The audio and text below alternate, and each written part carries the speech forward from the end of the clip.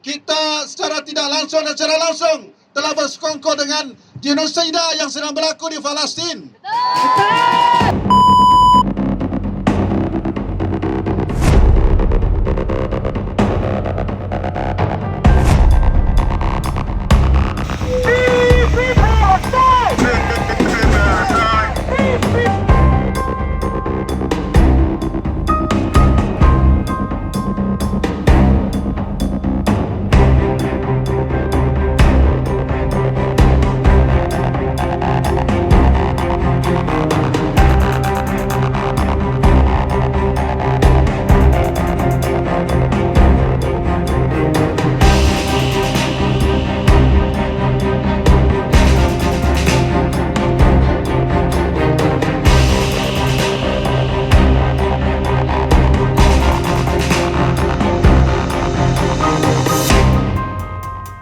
We make the best weapons in the world, and we've got a lot of them, and we've given a lot to Israel, frankly.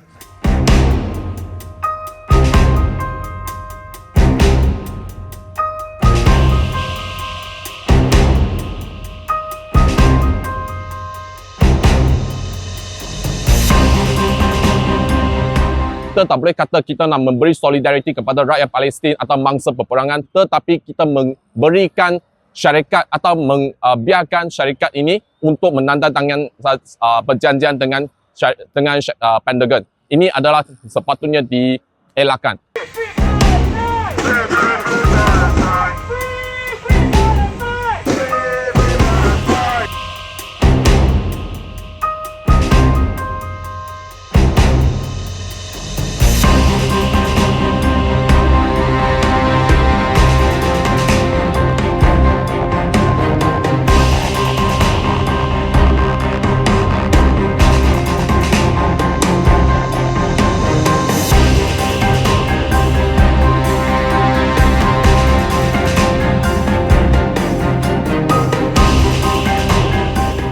Kalau syarikat itu ada kepentingan di Israel, ya, itu bukan keputusan kita. Syarikat Israel, syarikat Apple, Microsoft, ya, Nvidia, semua ada kepentingan di Israel.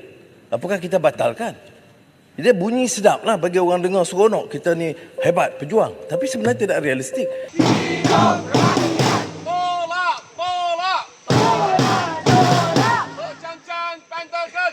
Kerana kita tahu ini akan digunakan oleh Amerika untuk membekalkan Israel, dan Israel akan menggunakannya untuk membunuh rakyat Palestin.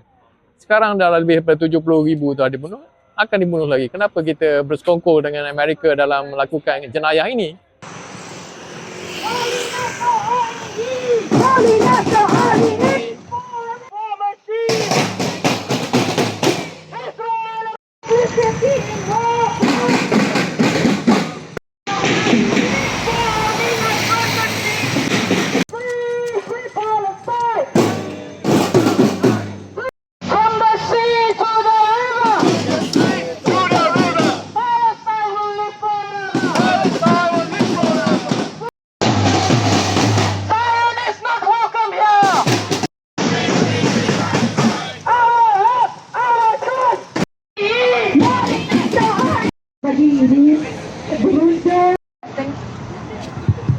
Kita reject terhadap perjanjian Pentagon ini. Kita tak terima, kita tak terima Malaysia, kerajaan Malaysia yang akan lagi complicit dengan genosid.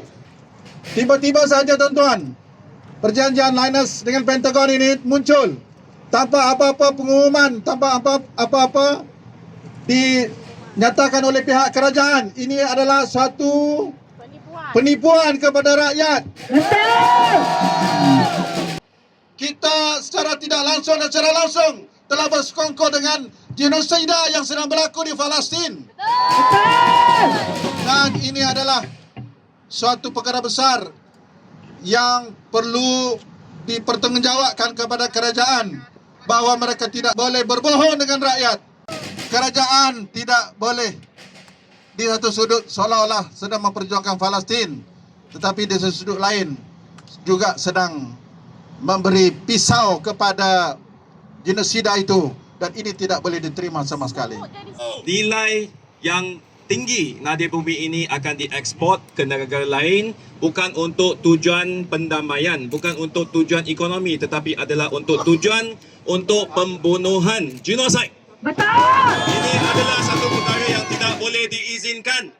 Tambahan, negara kita memberikan pengecualian cukai kepada Linas.